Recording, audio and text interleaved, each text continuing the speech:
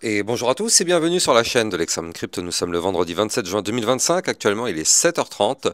On va faire ce point en ce début de journée sur la situation, bien évidemment, du Bitcoin. On va aussi regarder les altcoins, on va regarder les news, les indicateurs. Bref, gros programme. Allez, on s'installe et on démarre cette vidéo avec cette cryptomap qui est plutôt mitigée. On le sait, malheureusement, même si le Bitcoin ne se porte pas trop mal.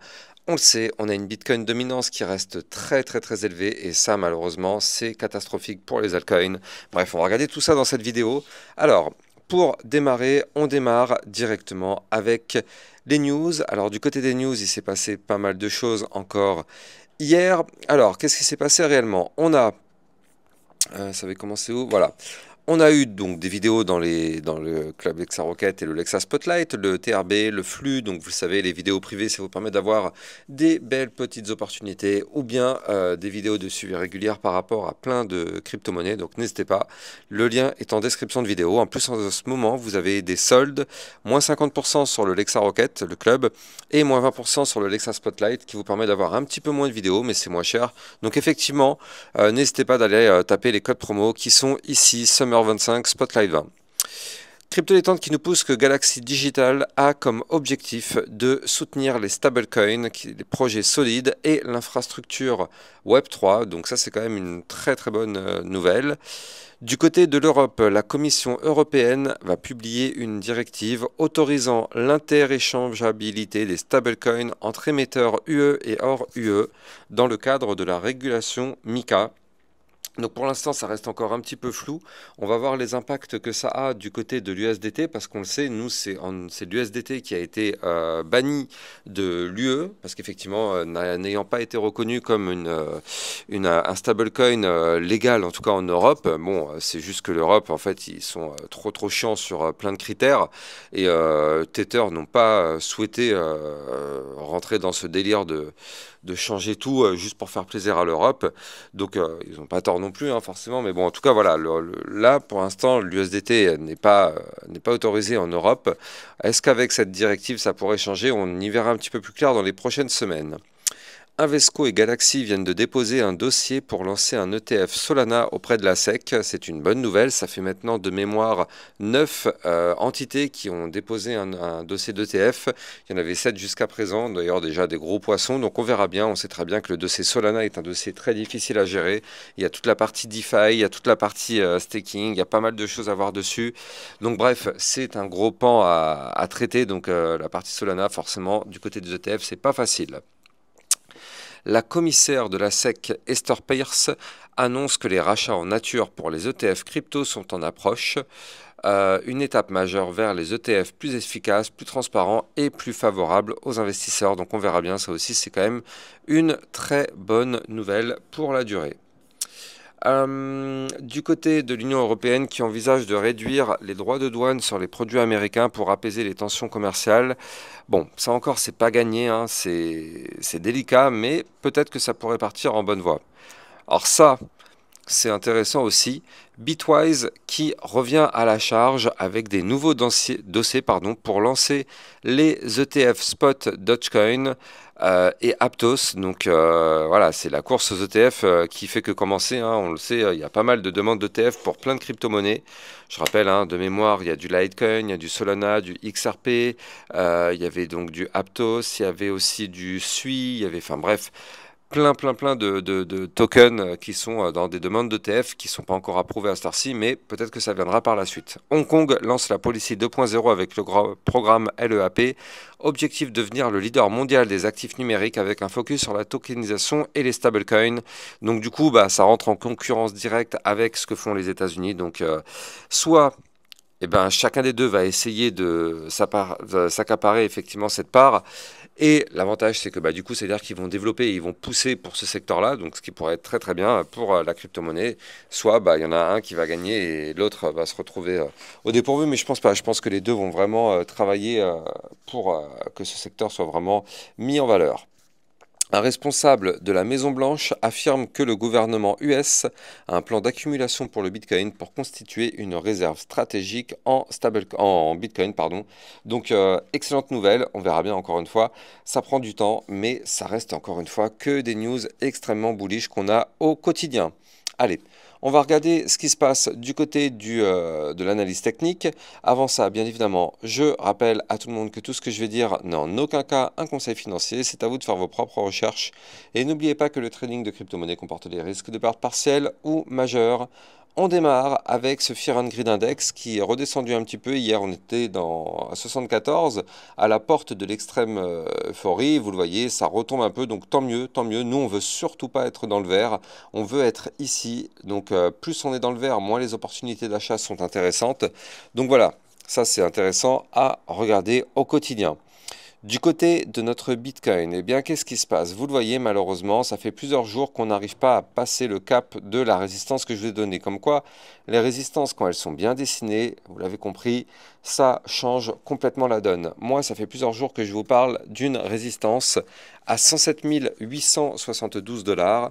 Et comme vous pouvez le voir, malheureusement, cette résistance qui est ici, on n'arrive pas à la breaker. Regardez, elle est là, c'est la ligne qui est ici. On est venu la toucher hier et avant-hier, mais on n'arrive pas à la breaker. Ce qui est tout à fait normal, hein, c'est une résistance. Donc au bout d'un moment, on n'arrive pas à les breaker. Ces résistances, ça prend du temps en tout cas. C'est juste qu'il faut travailler la résistance, travailler. Et à un moment donné, elle finit par péter. Donc là, en tout cas, pour l'instant, depuis 2 jours, on n'arrive pas à la péter.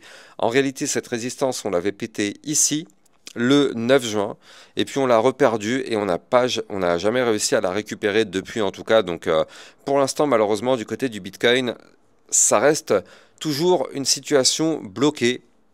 Il y a quand même un problème, c'est que là, vous le voyez, pour moi, il faut absolument qu'on pousse et qu'on pousse bientôt. Vous le voyez ici, le point bas qui est là a été plus bas que celui-ci, qui est d'ailleurs plus bas que celui-ci. Donc les points bas sont de plus en plus bas.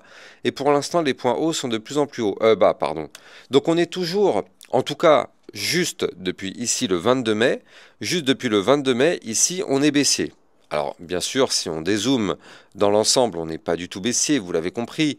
On est même haussier dans l'ensemble, mais depuis cette date-là, en tout cas, on est baissier. Ici, on ne peut pas dire le contraire. Là, si je prends juste ce rectangle-là, ici, on est baissier. Donc là, le problème, c'est que il va falloir casser cette tendance qui est en train de durer un petit peu quand même. Il va falloir la casser si on veut bien évidemment aller chercher l'ATH et tenter la cassure et de faire un nouvel ATH. On n'a pas le choix. Donc pour ça, il va falloir breaker dans un premier temps les 107 872, mais il va falloir breaker ici les autres résistances à 109 495 et ici les 110 346, voire même pourquoi pas l'ATH en lui-même à 111 900 $. Je rappelle que notre Bitcoin est toujours dans une configuration en bull flag, donc ça reste plutôt une bonne nouvelle. Regardez ça, on a ici la phase haussière, on a ici le retracement, et en général ce type de pattern tendance à breaker par le haut pour prolonger le mouvement haussier. Donc là, pour l'instant, c'est toujours cette configuration qui est plutôt validée, mais tout de même, restons extrêmement prudents par rapport à ça. Pour l'instant, c'est pas acquis, c'est pas gagné, c'est pas confirmé. Le bull flag, il est présent, il continue de se former, mais il n'est pas validé à l'heure qu'il est. Donc c'est pour ça qu'il va falloir patienter encore un petit peu. Et puis surtout, en fait, en réalité, si on regarde bien, regardez, je vous mets juste ici une petite trendline baissière. Voilà, donc là, en réalité, le niveau clé qu'il va falloir breaker, il est dans un premier temps ici à 108 184 et effectivement, si on casse cette ligne que je vous ai dessinée, alors dans ce cas-là, on pourrait connaître une belle poussée haussière du côté du Bitcoin et ça pourrait être vraiment très intéressant. En tout cas, pour le moment, c'est clair que moi, je ne suis pas inquiet. Je ne suis pas inquiet par rapport à la configuration qu'on a actuellement. La configuration, elle est quand même plutôt belle, hein, quand même si ici, bon, on n'arrive pas, on est bloqué, c'est pas grave, pour l'instant c'est pas grave. Moi ce que j'aime c'est qu'on est au-dessus du ruban de moyenne mobile et on continue de s'établir au-dessus du ruban. Ça vous le savez, tant qu'on est au-dessus du ruban, du coup il n'y a pas de souci particulier. On reste bien évidemment dans une configuration plutôt propre, même si là pour l'instant on retrace encore, mais la configuration reste quand même plutôt belle, donc ça reste cool. Et là pour l'instant, pour moi du côté du Bitcoin, il n'y a pas d'inquiétude à avoir. On est au-dessus du ruban, on est au-dessus du range à 105 050 $. Donc, pour l'instant, c'est clair qu'il n'y a pas d'inquiétude. Du côté du momentum MACD, on vient de démarrer un momentum bull depuis 2 jours. Donc là, c'est pareil, ça c'est plutôt positif. Et du côté du RSI, eh bien clairement, on a beaucoup de place parce que regardez, la zone de retracement, elle est ici. Donc clairement, on a encore beaucoup de place si on doit se mettre à pousser. Il n'y a pas de problème, on a de la marge.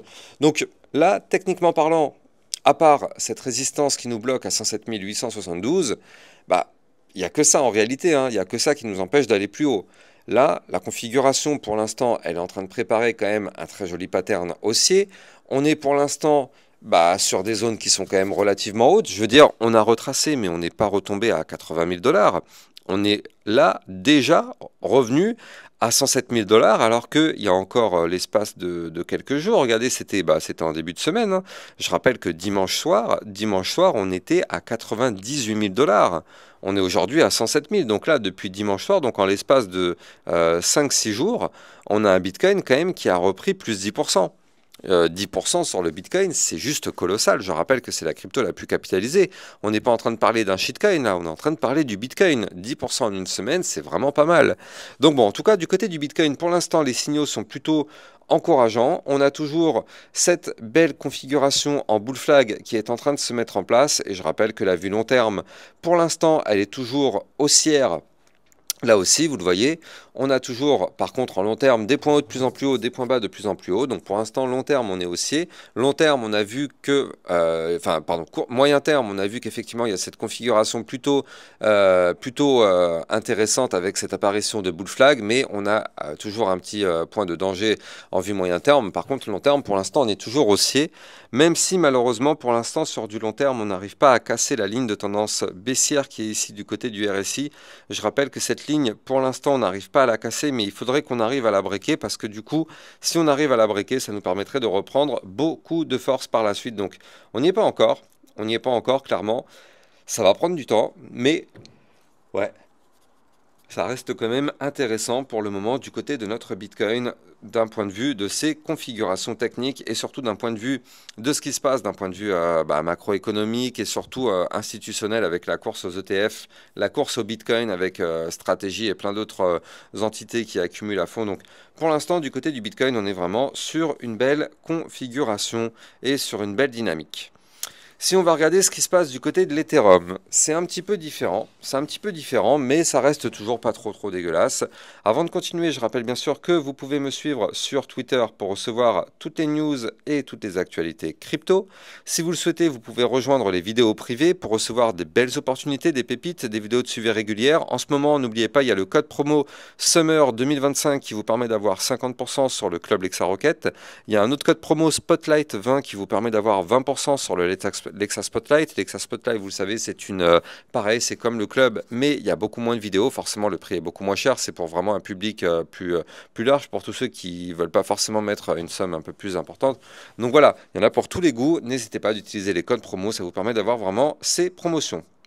Alors, là, du côté de l'Ethereum, donc on est toujours en train de galérer, vous le voyez, depuis la cassure du range par le bas, donc ici, on n'a pas réussi à réintégrer les 2440 $. Et pourtant, c'est ça notre niveau clé qu'il va falloir récupérer.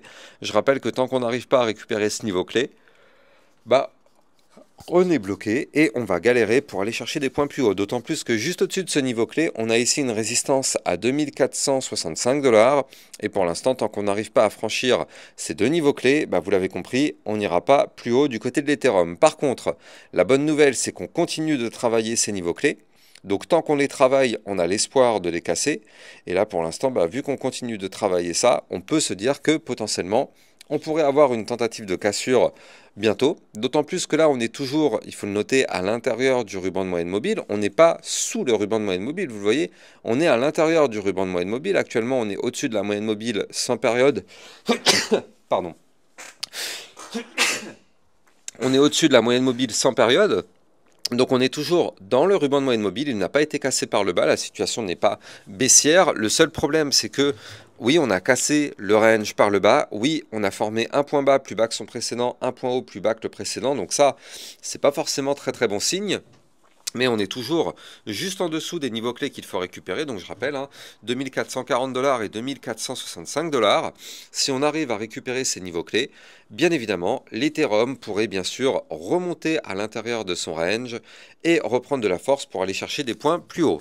Si vous voulez trader les crypto-monnaies, vous pouvez utiliser mon lien de parrainage Binance en description de vidéo. Ça vous permet d'obtenir un bonus à vie sur vos frais de trading et surtout ça vous permet de trader sur une plateforme enregistrée PSAN auprès de l'AMF. N'hésitez pas, le lien est en description de cette vidéo. Donc là, effectivement, pour l'instant, la situation est délicate du côté de l'Ethereum, mais on a quand même l'apparition d'un pattern plutôt intéressant. Regardez ça, ici, on a formé une belle petite tasse avec la petite anse sur le côté. Je rappelle bien évidemment que c'est une figure chartiste de retournement haussier, mais pour ça, pour valider ce pattern, on n'a pas le choix, il va falloir valider les 2491 $. Si on valide la cassure de ce niveau clé, alors dans ce cas-là, on pourrait valider la tasse séance, et là, dans ce cas-là, ça pourrait être intéressant, parce que regardez, la tasse séance qui est là, elle est quand même assez imposante. On a quand même une tasse séance à plus 14% et en comme target théorique ici les 2810 $. Donc pour l'instant elle n'est pas validée cette tasse séance. Moi ce que j'aime bien c'est qu'en vue court terme on a des bandes de Bollinger ultra resserrées, vous le voyez ici.